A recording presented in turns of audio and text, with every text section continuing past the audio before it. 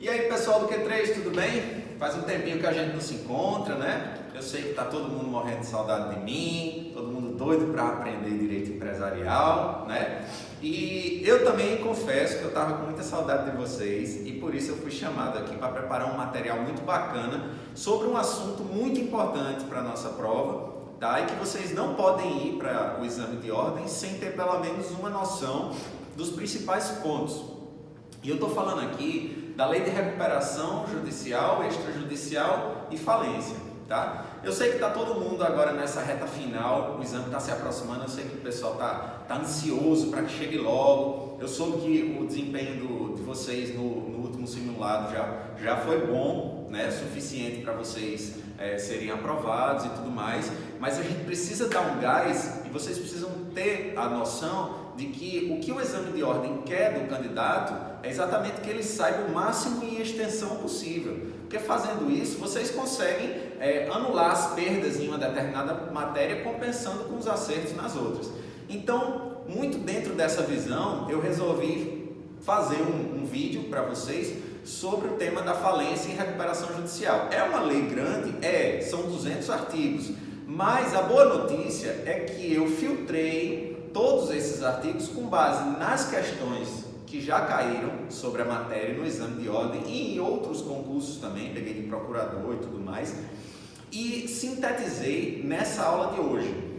Eu não vou abordar, obviamente, sobre os 200 artigos, mas eu vou abordar os principais temas e vai permitir ao aluno ter uma noção de como funciona o Instituto e vai poder resolver qualquer questão, tá?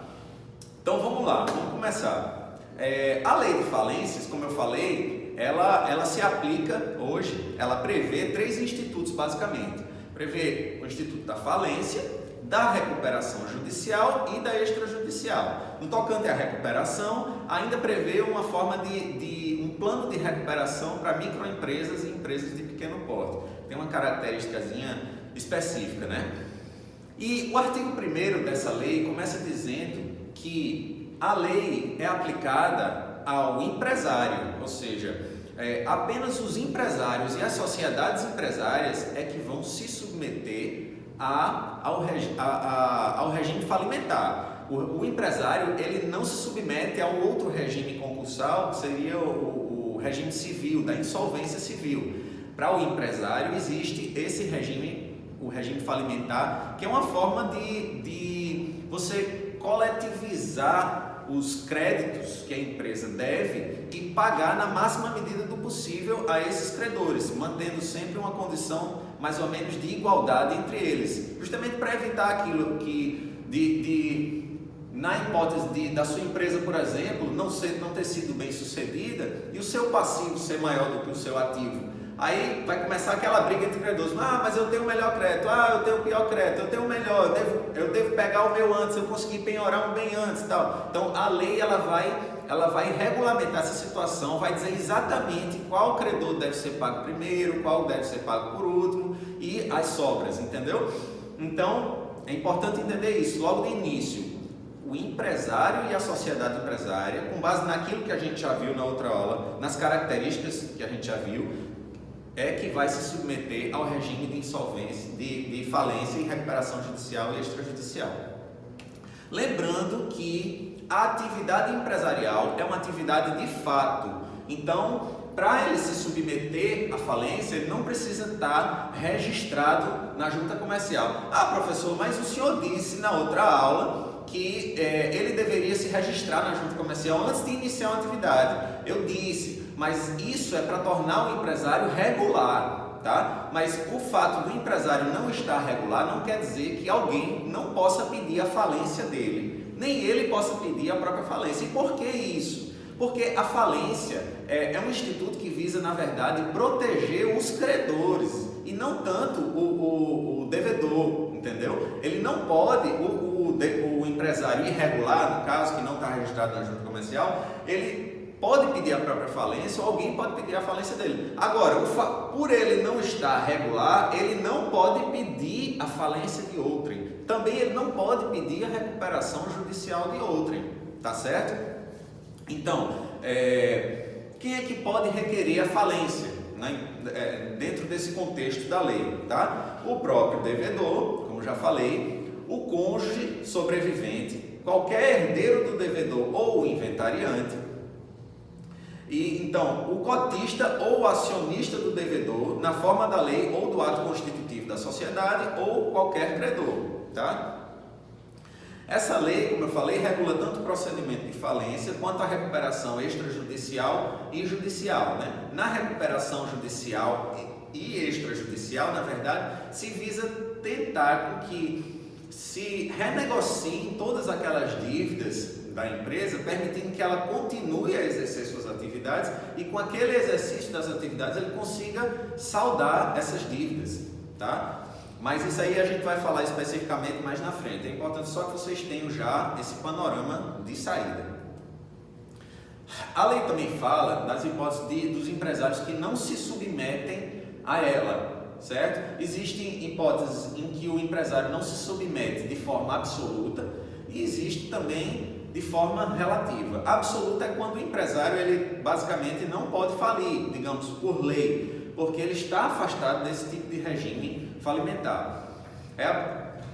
Como exemplo de exclusão absoluta, o artigo 2º fala das empresas públicas e sociedades de economia mista, que são entidades da administração indireta. Então, não é possível conceber que essas empresas falissem e os credores tivessem que se submeter a um regime concursal de habilitação de crédito, porque no final das contas quem vai arcar com esse pagamento é a própria entidade ao qual essas empresas estão vinculadas, ou seja, o governo federal, né? Empresas públicas e sociedades de economia mista, entidades de previdência complementar também, porque elas estão sujeitas a uma liquidação extrajudicial específica da lei delas, tá? E as câmaras ou prestadoras de serviços de compensação e liquidação financeira, que também estão sujeitas a uma regulamentação própria pelo Banco Central. E é relativa às hipóteses de exclusão do empresário quando as entidades se submetem a um regime concursal diverso da falência, algumas vezes utilizando a lei de falência como norma subsidiária. Eu cito o caso, por exemplo, das companhias de seguro, né, que se submetem a um regime de liquidação compulsória regulamentado pela SUSEP, as operadoras de plano de saúde, que sofrem liquidação extrajudicial decretadas pela ANS, as instituições financeiras, que têm lei própria, inclusive, que sofrem intervenção e liquidação extrajudicial. Bem, pois, partindo desse pressuposto, conhecendo quem se submete a essa lei, a lei estabelece ainda quem terá competência, onde é que vai se processar o pedido de falência, de recuperação judicial e extrajudicial. E ela diz que será no juízo do local do principal estabelecimento do devedor ou da filial da empresa que tenha sede fora do Brasil, né? Nesse caso, é aí onde vai ser processado, onde vai ser homologado o plano de recuperação extrajudicial ou judicial mesmo e decretada a falência. Onde é que se considera o local do principal estabelecimento da empresa? Existe um enunciado, o enunciado 465 do Conselho da Justiça Federal, que interpretando esse dispositivo chegou à seguinte conclusão: para fins do direito falimentar, o local do principal estabelecimento é aquele de onde partem as decisões empresariais e não necessariamente a sede indicada no registro público. O que é que vai acontecer na prova? O que é que costuma acontecer? Eles misturam esses conceitos e tentam empurrar como principal estabelecimento o da sede, mas na verdade o local do principal estabelecimento é onde emana todas as orientações para a empresa, entendeu? É o núcleo, é o centro de comando, então não precisa necessariamente ser a sede.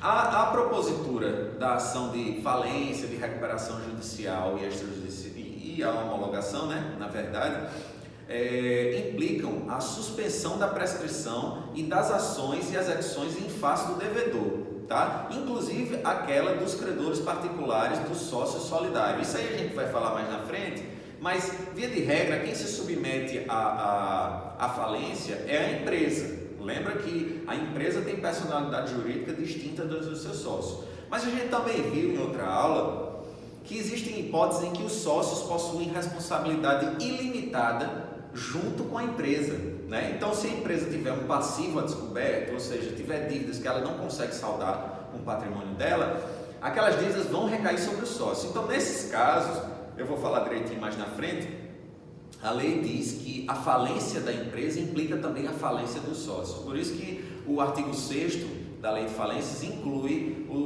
a questão dos credores particulares do sócio solidário, né? A suspensão dessas ações contra elas.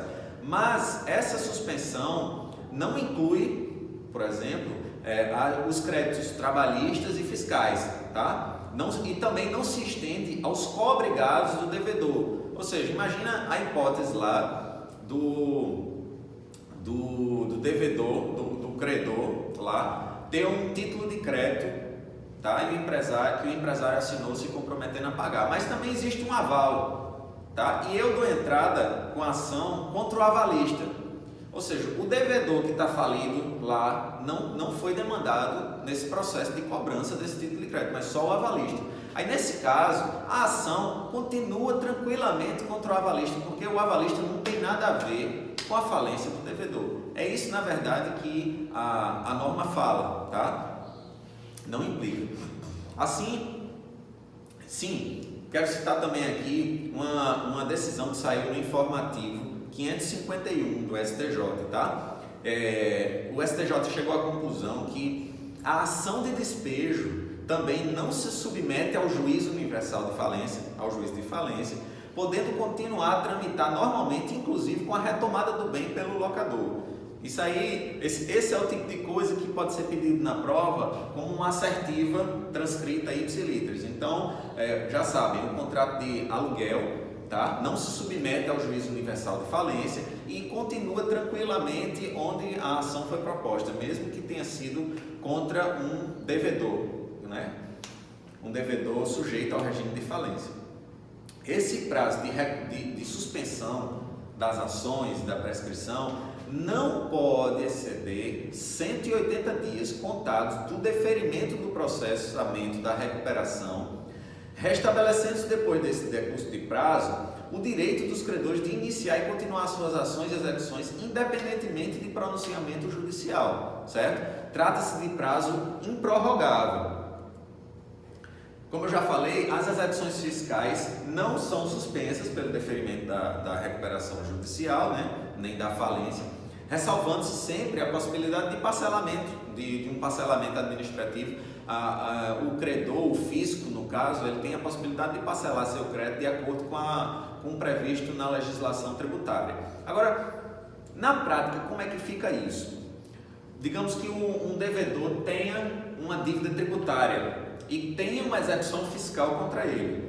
Bem, o fisco ele não vai suspender a atividade dele lá não, vai continuar com a execução fiscal atrás de encontrar bens desse devedor. Uma vez encontrado esse bem, se o credor já tinha sido decretada a falência, esse bem será levado à penhora e o produto dele será levado, o produto da venda desse bem será levado para o processo falimentar. No processo falimentar, o fisco vai ter que habilitar o crédito dele, dizer, ó juiz de falência, eu tenho um crédito, esse cara me deve 50 mil. Aí o juiz vai dizer, pois bem, eu vou colocar você no quadro geral de credores. Agora, o seu crédito tributário, tirando a multa, só vai ser pago lá na frente, depois dos créditos trabalhistas e com garantia real. Você não vai receber logo, entendeu? Tem outros créditos mais importantes que a legislação atribui. Então, no final das contas, termina sendo assim. É importante você não caia nessa pegadinha, digamos assim, porque vira e mexe cai questão dizendo assim, a execução fiscal tinha que ser suspensa, suspendem todas as ações, inclusive as execuções fiscais, e não.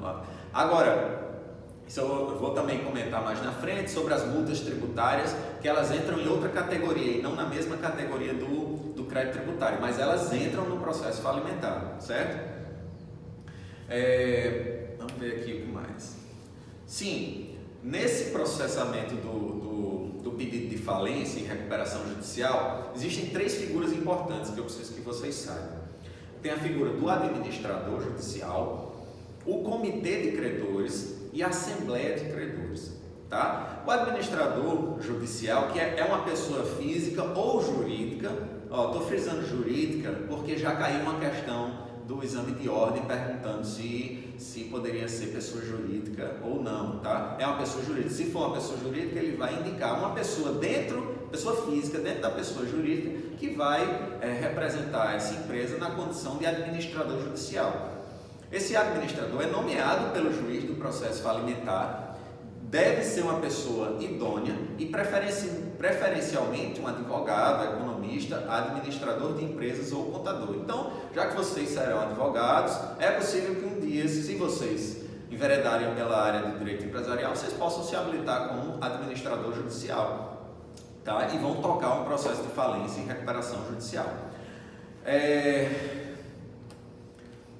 Como é que se dá esse procedimento? Uma vez deferido o processamento de recuperação judicial ou decretada falência, é publicado um edital para que os credores apresentem ao administrador suas habilitações ou divergências quanto aos créditos relacionados.